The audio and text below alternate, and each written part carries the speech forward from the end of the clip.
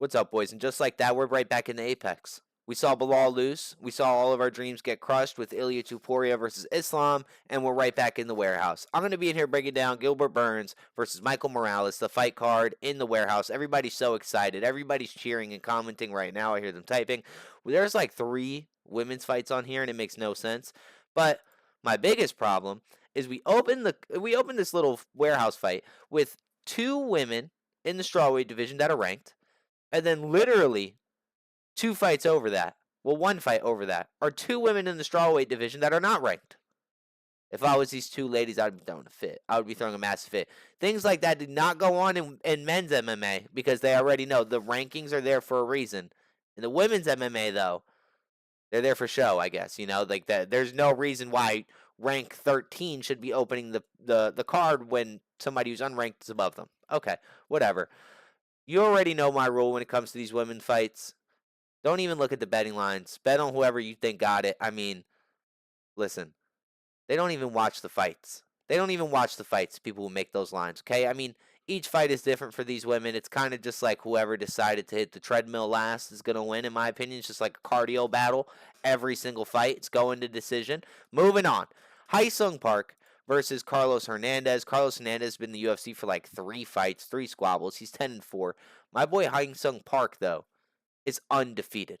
We're in flyweight, so you already know we're not seeing a finish. This is going to go to a decision. It's going to be a technical decision, but I'm going to go with Sung Park.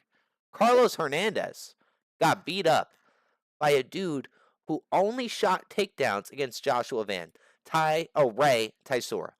Ray Tysora is one of the worst MMA fighters I've ever seen ever in life, okay? And you lost to him. So we're going to go with Sung Park. Moving on. 2 women's fights back to back. Listen, I don't know what we're going to be doing when the card's on, when these 4 ladies are going to be fighting, but it's going to be something a lot more interesting than whatever is going on here. Honestly, if I were you, I would be smacking that plus 425 underdog, okay? Nobody watches women's MMA, even the people who make the betting lines. I swear, I promise. I've seen plus 900 women's underdogs win on a regular basis, okay? We are skipping these 2 fights. I don't know what you guys want from me. Moving on, guys. Yair Del Val versus Connor Matthews. Now, I don't know if this is going to be a good squabble. I'm going to be honest with you guys. Normally, I'll tell you this is a banger. I don't know if this is going to be a banger. Connor Matthews is coming off of a TKO loss in the first round, and his fight previous before that is also a KO loss, but in the 3rd round. My boy has never seen a judge's scorecard. He's never even gotten his hand raised in the UFC. Now, he's fighting somebody from Cuba who's 1-0. Who's 1-0. No, his fight's not on YouTube. I looked it up. Okay, so we're going to go with my boy Yair Del Val. Yadir, however you say his name, we're going to go with him. He's from Cuba. They're giving him an absolute trash can just to get his name up, okay? So I see the play. I could see it from a mile away. That rhymed. And we're going to go with my boy from Cuba. Moving on. This is going to be a banger. See what I'm talking about? This is going to be a banger.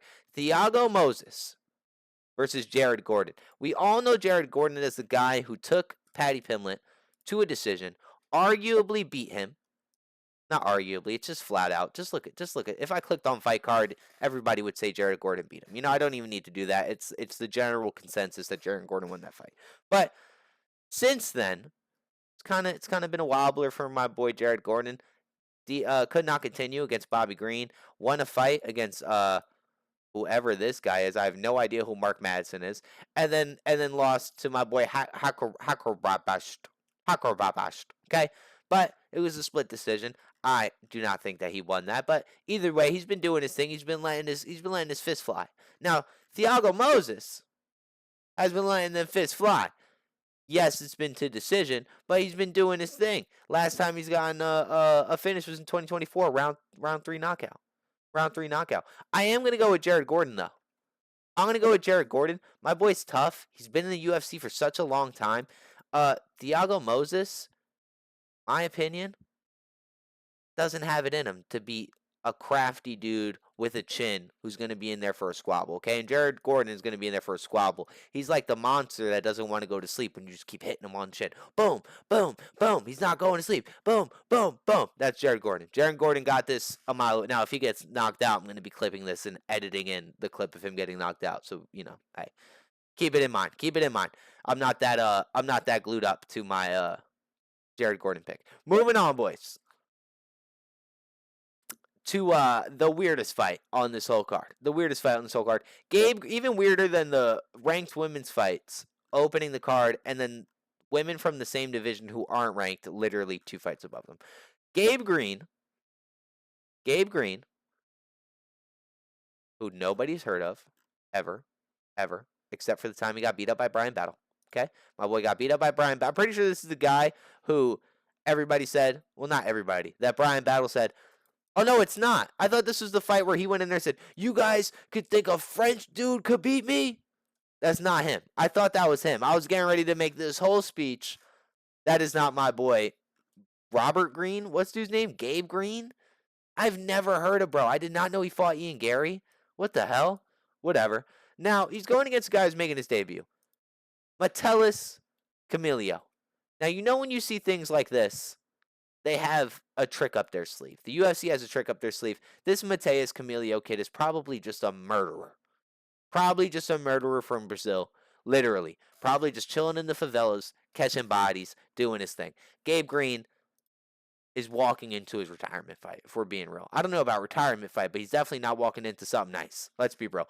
If they put you up against a fight and the dude doesn't even have his profile picture updated yet, he's a savage.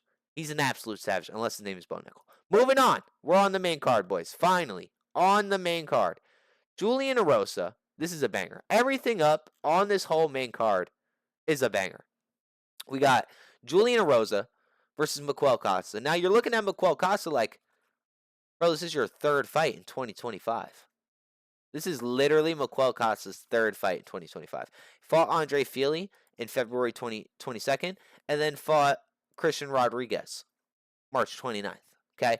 We covered that card. We covered the March card. We had Miquel Costa winning, and my boy peeled through. We're going to pick Miquel Costa, but this is not going to be an easy fight. This is definitely Miquel Costa's hardest fight, going against a crazy vet with Julian Erosa, who's very out there. 14 wins by submission, 12 wins by knockout. My boy's dangerous. All last 3 fights have been ended in the first round. 2 submissions, 1 knockout, and before that, he did get knocked out by my dude Padilla. With a weird little schnauzy haircut going on. He knocked Julian Erosa clean out in the first round. But ever since then, Julian Erosa's been on a rampage, a first-round rampage. I don't think that that's enough to stop my boy Miquel Costa. Miquel Costa's on a run. Obviously felt good after taking Christian Rodriguez to a 3-round unanimous decision. He did whoop Christian Rodriguez's ass. He did. And Andre Fili obviously got submitted in the first round. But Miquel Costa's hungry. If he wins this, he's definitely going to be ranked. But Julian Erosa is a dangerous dude. So this is definitely going to be the fight to watch. This fight I'm going to keep my eyes on for sure. I'm going to go with Miquel Costa. His stands up nice. His stand-up is nice. His jiu-jitsu is nice. Julian Erosa has to lose his power sometime. Power is the last thing to go, though, when you get old. When you get old, boys, speed goes first. Something else goes first. Chin, speed, then chin, or chin, then speed. Power is always last to go. You always have your power. So keep an eye out on that. But I think Miquel Costa's fight IQ is a little too high. Julian Erosa's a little burnt out. My boy's been in the UFC for God knows how long. How old is Julian Erosa? 35. That's ancient. That's ancient in fighting age. Okay, that's literally ancient. Moving on, boys. We're going with Miquel Costa. Moving on. Dustin Salfutos? No idea who this guy is. Call me a casual all you want. No idea who this guy is. He's coming off getting his head stomped in by Marc-Andre Barriault. Marc-Andre Barriault's on a tear. He just put a hole in somebody's skull the other day, last weekend. Put a hole in Bruno Silva's skull. Had him marked out on the stretcher. Okay, so I'm not taking this knockout loss with a lot of salt. He got knocked out by Marc-Andre Barriault. But the fight previous, he got absolutely slept in the first round by Bruno Ferreira. So they're giving this guy they're giving this guy a little bit of monster, and then Goblin with Norislan Ruzabednyov. Nuzabednyov, however you want to say my boy's name, is an absolute savage. He has been in the game for a long time, though. 20 wins by submission, 25 first round finishes. You know where I'm putting my money on. First round submission. Both of these dudes are coming off. Wait, he didn't get sparked? Oh, he sparked Marc-Andre Barriou. I read it wrong. Whoa, I'm a little speechless. But this fight was in November of 2024, so I wonder why my boy took that long of a layoff off. Took that long of a layoff away from the sport, not that long of a layoff off. But if he knocked out Marc-Andre Barriou, wow, I thought my boy got slapped. I just said my boy got his head stomped in. Oh my goodness, I need to be a little bit more careful. Now, seeing that, and the betting, my boy's plus 250. I don't know, because Nursulon Nurdibenyov, you could just tell by the face, my boy doesn't go to bed. My boy does not get put to sleep. He's coming off of a knockout win. Yeah, he went to decision with Joaquin Buckley. He knocked out Cedric Dumas, and he knocked out Bruno Ferreira. Uh-oh. This is going to be a banger. I think I'm going to go with my boy Dustin, though. I think I'm going to crack this underdog. I think so. I believe so. He took a little bit of a layoff off, so he has the ring rust, which is a little spooky. But he just knocked out Marc-Andre Barriou, and I really can't take that from him, seeing what Mark just did last weekend to Bruno Silva. Bruno Silva got put on a stretch. His whole face. I can't pull it up because you guys have seen my Twitter DMs, but my boy's whole skull got fractured. I mean, my Twitter DMs are nothing. I just send myself clips to pop up for you guys, but I don't want videos to be spoiled. You know, I don't want my clips to be spoiled. Where I get my sources from. I don't want my sources to be public. Moving on, we're going with Dustin. We're cracking that underdog for sure. Moving on, boys. Third fight from the top: Sadiq Yusuf versus Mario Santos. Why do they still have my boy in the super white undies? Anyway, Marion Santos is 16-1. Sadiq Yusuf is 13-4. Sadiq Yusuf is the favorite. We are taking Sadiq Yusuf, even though he is. Sadiq Yusuf's coming off again, slept by Diego Lopez. But he took Edson Barbosa to a 5-round decision. Edson Barbosa is a savage. Let's see, what's this fight card? Main event. He outstruck him. Robbery. Rob, we're going with Sadiq Yusuf. I don't even need to see. Who did Mario Santos fight? Francis Marshall. Split decision. Did you actually win this fight? Barely. No, you didn't. My boy got 3 takedowns on you. Yeah, no, we're going with Sadiq Yusuf. We're going to crack Sadiq Yusuf here. Oh, he's not the favorite. Why am I just saying the wrong information today? Sadiq Yusuf is not the favorite. He's the underdog. We're cracking Sadiq Yusuf for sure. Moving on to the co-main event. Now, you're going to say, E-Rock, you're crazy. You've been cracking underdogs this whole card. And yeah, I mean, that's kind of what this page is about. We're going with Paul Craig. My boy's plus 390. My boy's on a 3-fight losing streak. Go watch his interview with the press. He sat here and said, listen, you guys put me against Bo Nickel, Carl Borjalio, and Brendan Allen. You guys put me against some killers, which I kind of laughed at when he said, like, Bo Nickel. I was like, pfft. Bo Nickel and killer in the same sentence is absolutely hilarious. But it is true. You guys have been putting him against high-level competition, but that's nobody's fault but yourself, Paul Craig. You are an MMA specialist. You're like one of the best not MMA specialists. You're a jiu-jitsu specialist. You're one of the best jiu-jitsu practitioners in the world, you know? Can't really sit here and say, well, you guys are putting me against killers. You're in the UFC. You're in the UFC. You can't complain. What are you complaining about? What the fuck? Paul Craig, I want to pick you to win. I do. You sat here in your interview and said, listen, I know if I lose this fight, I'm out of the UFC. I'm on a 3-fight losing streak, and I need that fire underneath me. But the fire was underneath you when you're on a 2-fight losing streak and a 1-fight losing streak. And What's going on? Why do you need to be on a 3-fight losing streak to feel their backs against the wall? You know? Yeah, I want to go with Paul Craig here. I do. But look at the guy he's fighting. This dude just looks like a fucking tank. I don't think you're going to be able to take him down, which is good for Paul Craig. Like, I don't think Paul Craig really has the squabbles like that, like the hands. He's obviously good at taking people down and submitting them. And I don't think you can knock out Rodolfo Balitano. Like, just look at the guy. So Paul Craig definitely has a chance. But we're going to go with Paul Craig. I'm going to lock it in. We're going with Paul Craig for sure. That's a fact. Moving up to Gilbert Burns versus Michael Morales. Gilbert, I thought you were retired, bro. I thought you were retired, dog. September 2024. For whatever reason, the last fight I remember Gilbert Burns in is the Masvidal fight. For real. And he looked like shit. He looked like dog shit in that Masvidal fight. He absolutely did. Last time that Gilbert Burns looked good to me,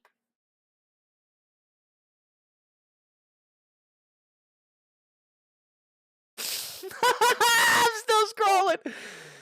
I would say probably the Tyrone Woodley fight.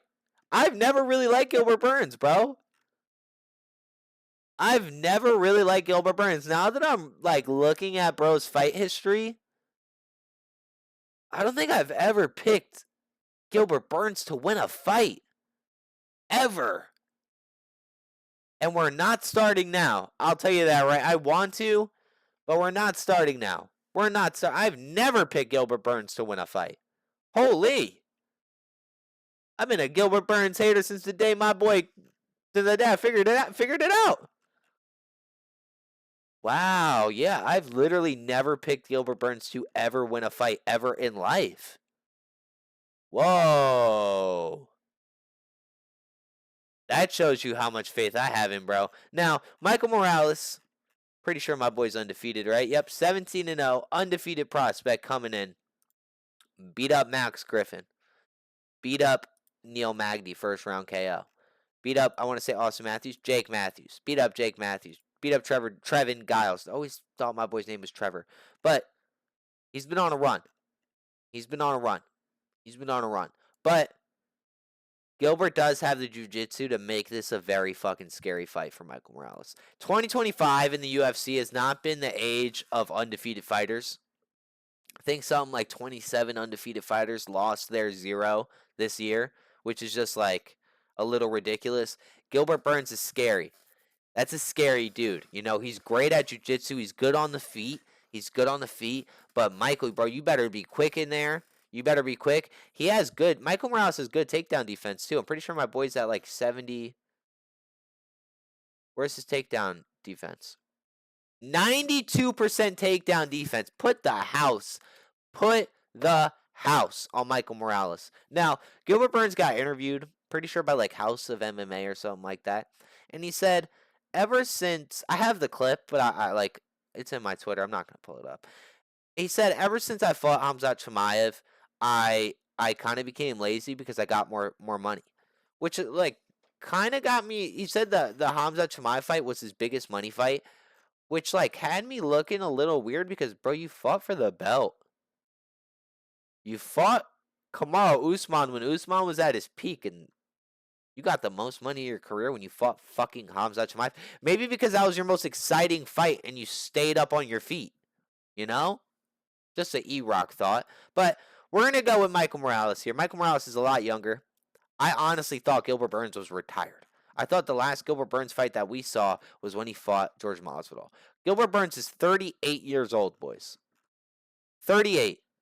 Michael Morales is like 24. 25. Okay? We're going to go with Michael Morales. It's going to be quicker. Fight IQ is going to be a little downer, but we're going to hope, hey, Gilbert Burns, you've always come into fights with injuries. Every single fight I've seen you come in, you've complained on Twitter, I had a broken rib, I had a broken foot, I had a broken arm. Then don't fight. If something is wrong with you, tell the commission and you can stay at home. You don't have to fight hurt. You don't have to. You don't. So, but you are a fighter, so you're not going to be 100%. You're punching each other for a living. You know, something's gonna hurt. Get in there and don't make it an excuse. Don't. But we're going with Michael Morales. Just to break it down, let's break it down for TikTok. You ready? 1, 2, 3. What's up, boys? We're breaking down the Apex Warehouse fight card. We're going to go with Michael Morales here. He's going to get the best of Gilbert Burns. Gilbert Burns is 38 years old, okay? I want to bet on Paul Craig, and we're going to bet on Paul Craig, okay? He's plus 390. My boy's on a 3-fight losing streak. He's fighting an animal. He's fighting a monster, but the monster he's fighting can't get knocked out, so he has the perfect game plan anyway. Just take him down and submit him. We're going to get a little bit quicker here. We're going with Sadiq Yusuf over Marlon Santos. We're going with Dustin whatever versus whatever. We're going with Dustin. He's plus 250. My boy be sleeping things. He just beat up Marc-Andre Barry, who put a hole in somebody's face the other day. We're going with Miquel Costa over Julian Erosa. Miquel Costa's that boy. This is his third fight in 2025. We're going with Mateus Camilio. You know when they have no profile picture, it's getting a little spooky. Always bet on the debuting guy. We're going with Jared Gordon. Jared Gordon's a tank. You saw what he did to Paddy Pimblett. I thought that was his last fight. Come to find out, my boy's been super active. Moving on. We're going with Yandir Diwali. He's debuting. He's from Cuba. That's the boy. You know, that's the boy. They have him fighting somebody who got knocked out twice. 2 women's fights, and we're going with Han Sung Park. He's undefeated. He's doing his thing. He's from South Korea. Anyways, boys, that's my breakdown for the Gilbert Burns versus Mike Morales fight. Let's get into it. Peace.